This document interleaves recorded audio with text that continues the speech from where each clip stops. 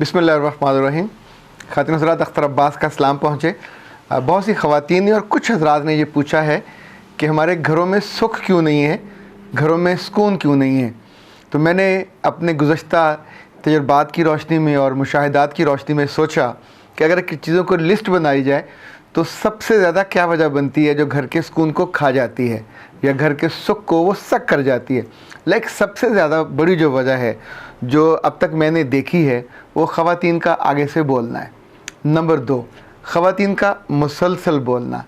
Number 3, ख़वातीन का ताने देना। नंबर 4, ख़वातीन का गलतियाँ माफ़ ना करना। नंबर 5, ख़वातीन का मर्द की अथॉरिटी को चैलेंज करना। नंबर 6, मर्द की इंटेंशन को चैलेंज करना। नंबर 7, मर्द के ख़ानदान को पसंद ना करना। नंबर 8, अपने ख़ानदान की बुराई को मुसलसल बयान करना। नंबर 7, खिदमत ना करना। नंबर 8, इज़्ज़त ना करना। ये जो मोहब्बत है ये कहीं बहुत दूर चली जाती है। नंबर 9, लेन देन के मसाइल।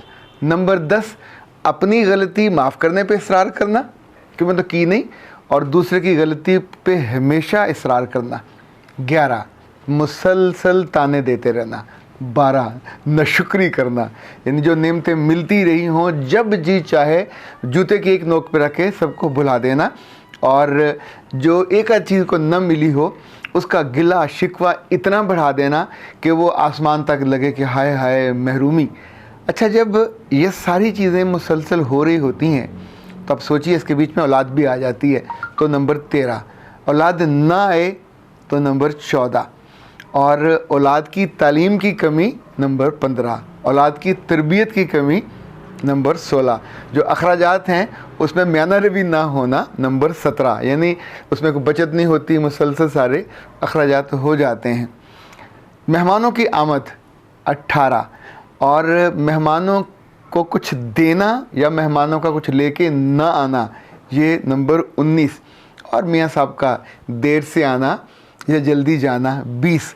आप सोचिए इनमें से शायद अपरेंटली कोई भी चीज़ ऐसी पायदार ना हो कि जिस पे घर बर्बाद हो जाए, पर मैंने तो ऐसे बेशुमार, एक आध नहीं बेशुमार घर बर्बाद होते देखें। इसको लैक ऑफ विजन कहें, लैक ऑफ अवेयरनेस कहें, कुछ भी कहिए, पर दिल छोटा है, दिमाग भी छोटा है। और सबसे अहम ये कि लाइक कभी सोचिए कि जो ड्राइवर बस को लेके जा रहा होता है लाहौर से इस्लामाबाद, तो बीच में बारिश हो जाए तो क्या बस रोक देगा? बीच में स्पीड ब्रेकर आ जाए, बीच में इवन समटाइम्स सड़क बंद होती है तो वो कच्चे में उतार के जीटी रोड से कहीं अंदर से लेके फिर ट्रैक पे आ जाता है, चूँकि टारगेट बहुत क्लियर होता है। जहाज़ के आगे परिंदे आ जाएं, परिंदे टकरा भी जाएं तो भी पायलट उसका टेक केयर करता है। सामान कितना ज़्यादा है, लोग कितने ज़्यादा हैं, एक एक चीज़ की टेक केयर करने के बाद फिर फ़्लाइट को वक्त पे महफूज तरीके से वहाँ पहुँचाना, और मूड अच्छा ना भी हो, दफ्तर से डांट पड़ी हो, लेटर मिला हो, तब भी मुसाफिरों की केयर करना। देखिए ये सारी चीज़ें उस काम को एक्सेप्टेबल भी बनाती हैं, खूबसूरत भी बनाती हैं। घर को हम शायद एक काम समझते भी नहीं हैं, असाइनमेंट भी नहीं समझते, जॉब भी नहीं समझते और टास्क भी नहीं समझते। नतीजतन ये एक फॉर ग्रांटेड सी चीज़ है, चल गया ठीक तो ठीक है, वरना हम समझते हैं कि लड़ाई तो होनी है, फसाद तो होना है, लस्सी तो बनी हुई है, अब जितना मर्ज़ी बढ़ा लो। अगर ये प्यारी ख़वातीन ये समझ लें कि अगर ये बोलना कम कर दे, मैं बंद करना नहीं कहता, ये अलग फसाद की वजह होती है, ये 21वीं वजह होती है कि आप ज़रा से लड़ते हो तो फिर बोलना बंद कर। ख़वातीन बोलना बंद नहीं करती हैं। मर्द नाराज़ हुआ किसी बात पे, उसने कोई एतराज़ किया या तवज्जो दिलाई तो आगे से ये उस बात को एड्रेस नहीं करेंगी, ये लगा के कुछ और सुनाना शुरू कर देंगी। अच्छा, ये वो बातें अल्लाह जाने इनकी रूह में कहाँ से आती हैं, इनकी ज़ुबान पे कहाँ से आती हैं। आप कभी अपनी माओ को बोलते देखा करें ना, इवन अपनी भाभीयों को अपने भाइयों से लड़ते, या अपनी चचियों को चचों से लड़ते, मामियों को मामू से लड़ते, ये ऐसी किसी यूनिवर्सिटी से पढ़ के आती हैं, वो जुमले वक्की से निकालती हैं कि बंदे के सीधे जाके हिक पे लगती है। यानी जो बंदा ठंडा ठार और बर्फ़ वाला, उसको भी अंदर से आग का भामर मचता है और जी चाहता है इसकी गुत्त पकड़ के ना तो वो लिटरली ऐसे कर दे, और कर भी देते हैं। नतीजतन फसाद कम नहीं होता, फैलता है। मैं तो ऐसी ख़वातीन को भी जानता हूँ कि शादी के बाद इस आदत का आगाज़ किया और बच्चे हो गए, बच्चे बड़े हो गए, तब भी बाज नहीं आए।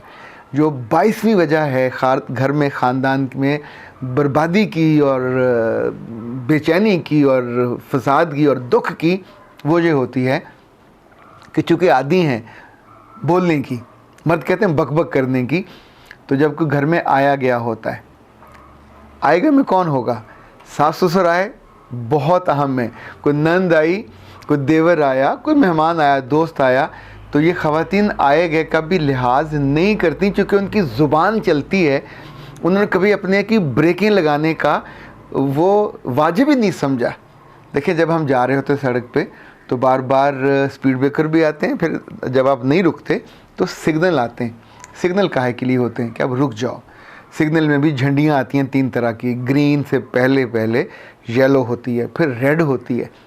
घर में ये जो लिहाज होता है, ये झंडी है, आपको महसूस होना चाहिए। बंदे के माथे पे रंग बदल रहे होते हैं, आपको पढ़ना आना चाहिए। अगर तो आपने तय किया हुआ है कि घर को आपने ज़रूर बर्बाद करना है, तो बिस्मिल्लाह जब चाहे कर लें। लेकिन अगर आप दानिशमंद हैं, अगर आप अक्लमंद हैं और अल्लाह ने आपको समझ भी दी है जो आपने इस्तेमाल नहीं की, कहीं साइड पे रखी हुई है, तो ये 22 वजहें हमसायों की नहीं हैं, ये इंडिया की भी नहीं है, ईरान की और अफ़गानिस्तान की भी नहीं है, ये वो हैं जो हमारी अपनी ख़वातीन। ये ख़वातीन हमारी होती कौन है? हमारी बहनें, हमारी अपनी बच्चियाँ, हमारी अपनी माएँ, हमारी अपनी दादियाँ, हमारी अपनी नानियाँ। यानी इन सब को हम जानते होते हैं, पर हम बेबस होते हैं।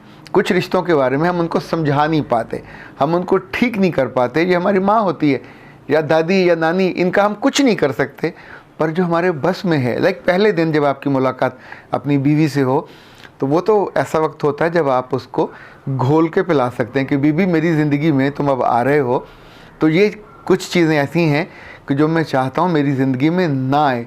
लाइक आप बैंगन नहीं खाना चाहते तो कैसे पकाने दोगे उसको? पापा पहले दिन बता दो ना कि इस घर में बैंगन नहीं पकेगा, और पकेगा तो फिर दही में पकेगा या कैसा पकेगा। तो अपनी क्लैरिटी, इनफैक्ट हमें भी नहीं इल्म होता। वो तो जब आग लगती है और कभी पहले धुआं सुलगता है और आग फिर भंवर ऐसे निकलता है, तो पता चलता कि सब कुछ जल के भस्म हो गया।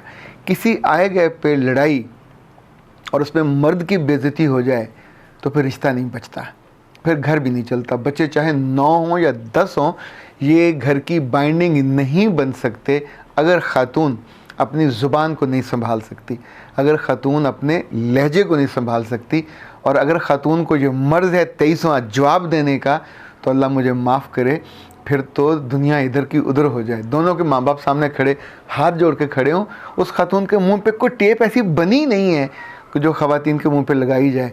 आपने अगर नाराज़ होना है तो ज़रूर होइएगा, लेकिन इन वजूहात को दूर करके होइएगा। फिर आप नाराज़ होंगे, मुंह बनाएंगे, आंखें आपकी चढ़ेंगी, लेकिन मुझे दुआ भी देंगे कि अख्तर साहब ने कोई ढंग की बात बताई थी। अच्छा, ये जो बातें अब तक मैंने आपको 23 बताई हैं, ये मुझे अज़बर रटी हुई हैं, यानी चूँकि मैंने ये देखी हैं, जी हैं, इन लोगों को सफ़र करते देखा है। ये किसी किताब में से मैंने नहीं पढ़ा, ये लोगों पे बीती हैं। फिर आके उन्होंने मेरे साथ काउंसलिंग ली, फिर 5-5 हज़ार रुपये जमा कराया, फ़ीस दी, तब जाके उसको माना कि yes that was the mistake. अच्छा, ये मिस्टेक्स नहीं हैं, मुझे माफ़ कीजिएगा, ये ब्लंडर्स हैं, और ये वो ब्लंडर हैं जो सांप जैसे हैं, बहुत बच्चे देते हैं। और ये ज़ालिम जगह जगह नीचे ऐसी ख़वातीन की ना तो शौहर इज़्ज़त करते हैं, ना उनके बच्चे इज़्ज़त करते हैं, और उनकी बच्चियां भी इज़्ज़त नहीं करती। तो इतने बड़ी बड़ी जंगें लड़ने का क्या फ़ायदा कि जिसके बाद ना घर में अमन हो, ना सुख हो, ना सुकून हो, ना आपकी इज़्ज़त बचे, और ना जो घर वाला है उसकी आंखों में आपका लिहाज और आपकी मोहब्बत हो। अख्तर अब्बास को इजाज़त दीजिए। अस्सलाम वालेकुम।